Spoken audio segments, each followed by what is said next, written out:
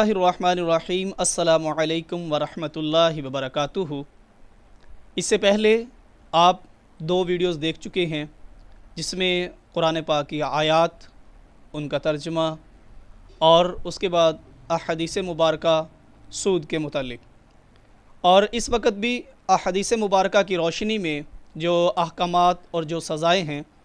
وہ نبی اکرم صلی اللہ علیہ وآلہ وسلم کے فرمان کے متعلق رسول اللہ صلی اللہ علیہ وآلہ وسلم نے فرمایا کہ شب معراج کے موقع پر نبی اکرم صلی اللہ علیہ وآلہ وسلم کا گزر 7ویں آسمان پر ہوا۔ جب 7ویں آسمان پر گزر ہوا تو آپ نے فرمایا کہ میرے اوپر ایک رعد البرق کو میں نے دیکھا۔ اس کے بعد ہم نے ایک ایسی قوم پر، یعنی کہ ایک ایسی بستی پر گزر ہوا کہ جہاں کے جو لوگ تھے ان کے پیٹ مکانوں کی طرح پھیلے ہوئے تھے، پھولے ہوئے تھے، اور اتنے بڑے بڑے پیٹ جیسے کہ مکان ہوتے ہیں، کمرے ہوتے ہیں، اس طرح ان لوگوں کے جو بستی والے لوگ تھے ان کے پیٹ تھے، اور ان کے اندر سانپ تھے۔ نبی اکرم صلی اللہ علیہ وآلہ وسلم نے فرمایا کہ وہ سانپ ان کے پیٹوں سے نظر آ رہے تھے۔ نبی اکرم صلی اللہ علیہ وآلہ وسلم نے جبریل امین سے پوچھا کہ یہ کیا ہے؟ جبریل امین نے عرض کی، یا رسول اللہ صلی اللہ علیہ وآلہ وسلم، یہ وہ لوگ ہیں جو سود کھاتے ہیں، سود خور ہیں۔ یعنی کہ آپ ذرا غور تو کیجئے کہ کل قیامت کے دن اللہ تعالی نے سود خور کے لیے کتنی بڑی بڑی سزائیں منتخب کی ہوئی ہیں۔ جو دنیا میں سود کو حلال سمجھتا ہے، سود کو کھاتا ہے، اور جو حرام سمجھتے ہوئے بھی کھاتا ہے، دونوں طرح سے اگر کوئی حلال سمجھتے ہوئے کھاتا ہے تو وہ تو دنیا میں کفر کی حالت میں چلا گیا، اگر کوئی حرام سمجھتے ہوئے کھاتا ہے تو پھر وہ فاسق فاجر گنہگار ہوا۔ تو نبی اکرم صلی اللہ علیہ وآلہ وسلم نے عوف بن مالک رضی اللہ تعالیٰ عنہ سے فرمایا کہ ان گناہوں سے بچو جو معاف نہیں کیے جائیں گے۔ نبی اکرم صلی اللہ علیہ وآلہ وسلم کا فرمان ہے کہ ان گناہوں سے بچو جو معاف نہیں کیے جائیں گے۔ ان میں سے ایک تو مال غنیمت کی چوری ہے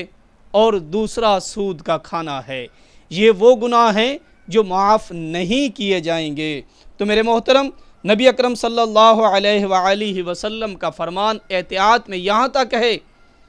کہ اگر کسی شخص نے کسی کو قرض دے دیا تو اللہ کے حبیب فرماتے ہیں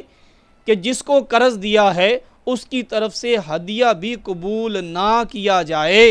کہیں ایسا تو نہ ہو کہ وہ قرض کے عوض ہدیہ دے رہا ہو اور یہ سود میں آ جائے گا۔ یہاں تک احتیاط کرنے کا حکم ہے، یہ احتیاطاً ہے لاسٹ والا،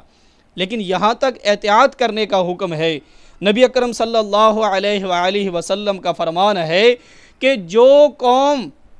سود کا لین دین کرنا شروع کر دیتی ہے، جو آبادی، جو بستی، جو ملک سود کو اپنا کاروبار بنا لیتا ہے، سود کے بغیر وہ کہتے ہیں کہ ہمارا گزارا نہیں۔ جیسے آج اگر ہم بات کریں کسی سے بھی سود کے متعلق تو سب سے پہلا جواب تو یہ آتا ہے کہ مولوی صاحب آج سود کے بغیر تو کاروبار نہیں، اگر ہم سود کا لین دین نہیں کریں گے یا اپنے کاروبار میں سود کی ان شکوں کو نہیں رکھیں گے تو ہمارے بچے بھوکے مر جائیں گے۔ آج تو پورے پاکستان میں سود کا لین دین عام ہے۔ تو میرے محترم، اللہ کے حبیب نے فرمایا کہ جس قوم میں سود کا لین دین عام ہو جاتا ہے ان میں ضروریات کی گرانی ان پر مسلط کر دی جاتی ہے۔ سمجھے کہ ان پر ضروریات ایسے آنا شروع ہو جاتی ہیں کہ وہ اپنی کوشش کے باوجود بھی ان ضروریات کو پورا نہیں کر سکتے۔ وہ فقر و فاقہ، یعنی ایک تو وہ ہے نا غربت کی انتہا، ایک وہ ہے کہ ان کے گھروں میں جھگڑے فساد، ان کے کاروبار سے برکت اٹھا لی جاتی ہے کیونکہ ان کی ضروریات کی گرانی ان پر مسلط ہو چکی ہے۔ اور اس کے ساتھ یہ بھی فرمایا 2 بڑی بیماریوں میں سے ایک بیماری سود ہے اور دوسرا کرپشن ہے،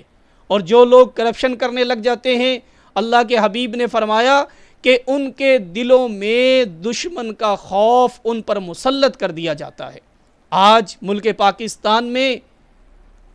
دیکھیں تو یہ سود کی بیماری عام ہے، یہاں تک کہ حکومت پاکستان اس وقت سود کی اس اپیل کو جو شرعی عدالت نے سود حرام قرار دیا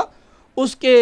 مخالف وہ اپیل کرنے جا رہی ہے، وہ اسٹیٹ بینک کی طرف سے یا دوسرے بینک ہیں۔ تو آج ہمیں کس بات کی ضرورت ہے؟ ہمیں یہ آواز بلند کرنے کی ضرورت ہے کہ ہم نے بحرب من اللہ و رسولی، اللہ اور اس کے رسول سے جنگ نہیں کرنی۔ ہم نے جو اللہ اور اللہ کے رسول کا اعلان ہے، جو سود کا کاروبار کرتا ہے، سود کا لین دین کرتا ہے، تو بحرب من اللہ و رسولی، اللہ اور اس کے رسول کی اس کے ساتھ جنگ ہے۔ تو آج اپنے ہاتھوں کو بلند کر دیں، اپنی زبانوں سے آواز بلند کر دیں اور اس بات کا اقرار کریں کہ ہم نے سود کا کاروبار نہیں کرنا۔ جہاں تک ممکن ہے، جہاں تک کوشش ہے، اپنی کوشش کو جاری رکھیں، کیونکہ کل قیامت کا دن ہوگا، ہم سے بھی پوچھا جائے گا کہ ہم جس ملک وطن میں رہتے تھے وہاں پر تو سود عام تھا، وہاں تو حکومتیں جو تھی وہ سود کو پروموٹ کر رہی تھی اور سود سے قرضے لیے جا رہے تھے، سود پر قرضے دیے جا رہے تھے۔ اللہ کے حبیب نے فرمایا کہ وہ جو 4 شخص ہیں، سود کا لینے والا، سود کا دینے والا، سود میں گواہ بننے والا اور اس کا وثیقہ لکھنے والے پر اللہ کے حبیب نے لعنت فرمائی ہے۔ جب اتنی احادیث مبارکہ اور قرآن پاک کی آیات مبارکہ